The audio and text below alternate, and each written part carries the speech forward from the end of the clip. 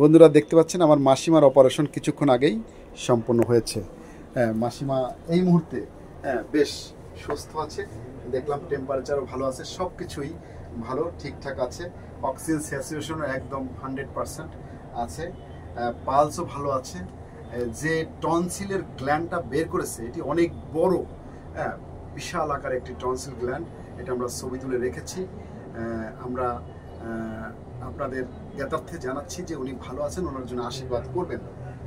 বিশেষ করে মাসিমার যে ছেলে সুকান্ত প্রভু, তিনি আজ রাত দিন পরিশ্রম করেছেন এবং তার সঙ্গে আরও একজন প্রভু এখানে আছেন, আমি দেখাতে চাই।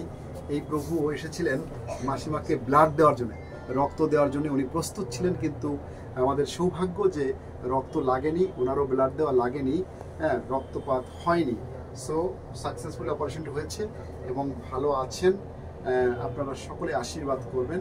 ডক্টর বাসুদেব কুমার সাহা এই সার্জারিটি সম্পন্ন করেছেন। তো আশা করি আগামীকাল সকাল 9টার মধ্যেই বাসায় চলে যেতে পারবেন। রাখতে চাচ্ছি বন্ধুরা, আমার মাসিমার জন্য আরও একবার আপনাদের কাছে আশীর্বাদ চাইছি। Thank you so much for watching this video.